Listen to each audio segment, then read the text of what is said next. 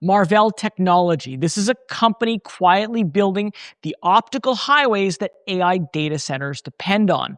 And the growth coming from this one technology ramp could push revenue from about 11 billion towards 15 billion in just a couple of years. So in this video, I'm going to break down the story in three parts. First, where the stock stands today and why it's lagging in the AI sector. Then the massive 1.6 terabit optical interconnect ramp that could drive the next leg of growth. And finally, the biggest risk that investors need to watch before buying. Because if the optical networking layer really becomes the backbone of AI infrastructure, then this stock may be far more undervalued than the market realizes. My name is Rick Orford. I'm a Wall Street Journal best-selling author. I've been trading since 1999, and no, I'm not a financial advisor. That is a good thing. I break down the numbers so retail investors like us can make smarter, more confident decisions with our money. I want to thank The Motley Fool for sponsoring this video. The Motley Fool is a company that provides investing insight and stock recommendations for investors of all skill sets and risk levels. And you all know how much I love researching new stocks and trying to find the next best investment. So I'm proud to partner with The Motley Fool to bring you 10 stock picks from their popular product, Stock Advisor. Stock Advisor has beaten the market by almost 6 times. Go to fool.com/RickO to get your 10 stock picks right now. So let's start with the basics.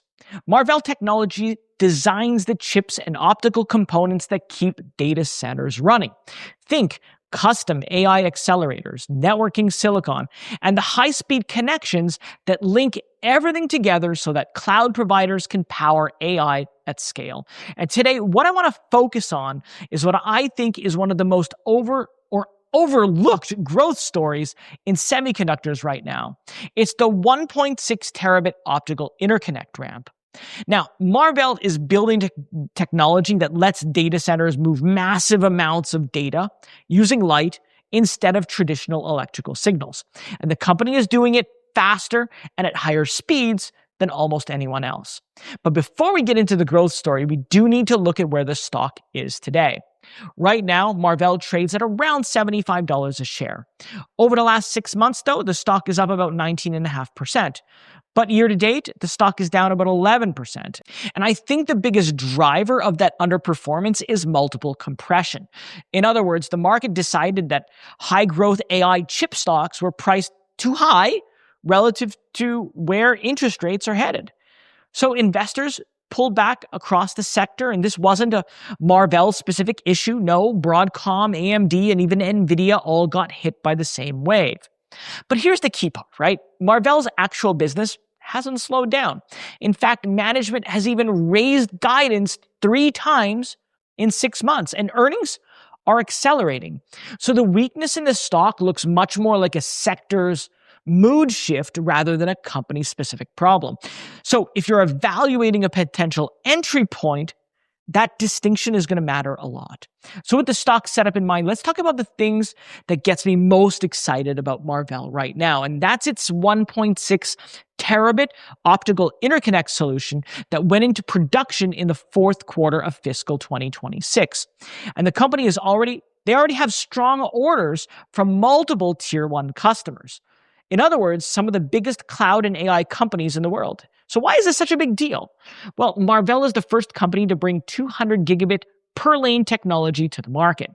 Think of lanes like highway lanes. The wider and faster each lane is, the more data you can move. And those faster lanes are what make 1.6 terabit speeds possible across the entire data center. Now, here's where the financial impact starts to show up. Marvell's electro-optics portfolio is growing at roughly 50% plus annually. And that's happening because every new generation of AI accelerator chips needs more optical connections. But those connections also come at higher price points. So revenue per unit keeps going up. And this is exactly why management has raised the revenue outlook 3 times in just 6 months. The forecast moved from about $9.5 billion in September 2025 to around $10 billion in December 2025, and now it's approaching $11 billion for fiscal 2027. But looking further out, fiscal 2028 revenue is expected to land near $15 billion. And on a per-share basis, that works out to about $5 on a non-GAAP earnings per share. So what's important here is that management says this outlook isn't based on speculation. It's based on the demand that they're already seeing and the designs that are already in production. And the ramp, it's already layered, right? I mean, 800 gigabit solutions they're still going strong. And 1.6 terabit is accelerating. And data center interconnect modules are expected to ship to all 5 major US hyperscalers this year. On top of that, Marvell's Celestial AI acquisition brings in co-packaged optics. This is a next-generation approach that embeds optical connections directly onto the chip package itself. And that business alone is targeting a $500 million annualized run rate by the first quarter of fiscal 2028. And it could scale to $1 billion by the fourth quarter of fiscal 2029. Personally, I think what many investors miss about this ramp is that it represents a shift in how data centers handle the bandwidth. I mean, every major AI deployment requires exponentially more optical bandwidth, and Marvell is becoming the enabling layer that makes all of it possible. So even if management just delivers 80% of their fiscal 2028 outlook, I think the stock looks meaningfully undervalued, at least at today's price. But of course, no honest investment case is going to ignore the risks. We talked about the biggest one that I see. In the fourth quarter, data center revenue made up about 74% of Marvell's total revenue. And within that segment, custom silicon scaled from basically zero to $1.5 billion in fiscal 2026. And that growth is heavily concentrated around 2 major hyperscaler programs. And management expects that number to grow more than 20% in fiscal 2027 and at least double by fiscal 2028. So the growth story here is strong, but this is the concern, right? Marvell's upside is tied closely to a very small group of very large customers. If one of those customers decides to bring chip design in-house or delays a major deployment, that could create a meaningful revenue gap. And that could happen even if overall AI spending stays strong. Even their CEO, Matt Murphy, pointed to record design wins in fiscal 2026 as evidence that the customer base is starting to broaden. And to be fair, the optical interconnect business, well, it naturally spreads across the hyperscalers because every large-scale AI deployment, well, they need it.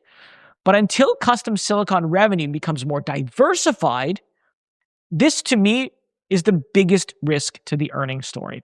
Of course, I do see this risk worth monitoring quarter by quarter, not some reason to avoid the stock altogether. The overall trend here still looks positive, and there are more programs, more customers, and more design wins all coming online. But if you're starting a position, I think it's worth remembering that any one single negative headline would move the stock as much as 15 or 20%. Now, with the risks on the table, let's look at what investors are actually paying for in the stock right now.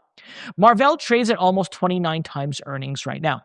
At first glance, that may look expensive, at least compared with the broader semiconductor market. But when you look at its PEG ratio, this measures price relative to growth. The picture is a lot different. Marvell's PEG ratio is around 0.63. And generally speaking, anything below 1 suggests the stock is undervalued relative to its current growth rate. For a company potentially moving from about $11 billion in revenue towards $15 billion in a single fiscal year, well, that number stands out. So what I think is happening is that the market is giving Marvell credit for fiscal 2027 growth, but investors are still skeptical about the larger step up that's expected in fiscal 2028. And that skepticism is exactly where the opportunity could be.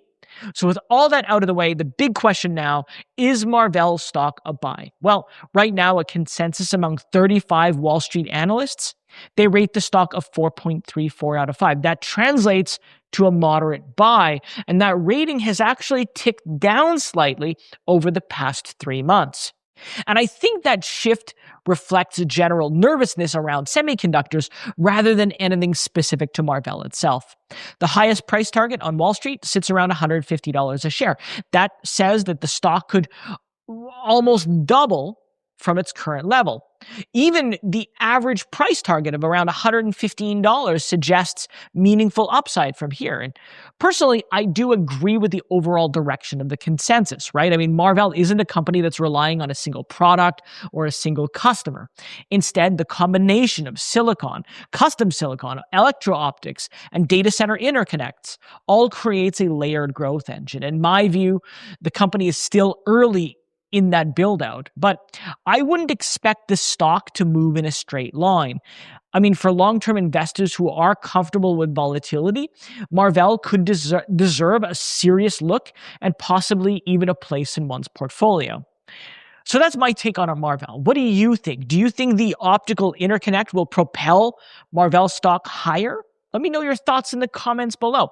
And while you're there, if you found the video helpful, don't forget to like and subscribe because it helps others find the video, it supports the channel, and it makes sure that you don't miss out on my next deep dive. Well, that's it for me today, at least in this video. Thank you so much for watching, and I'll see you next time.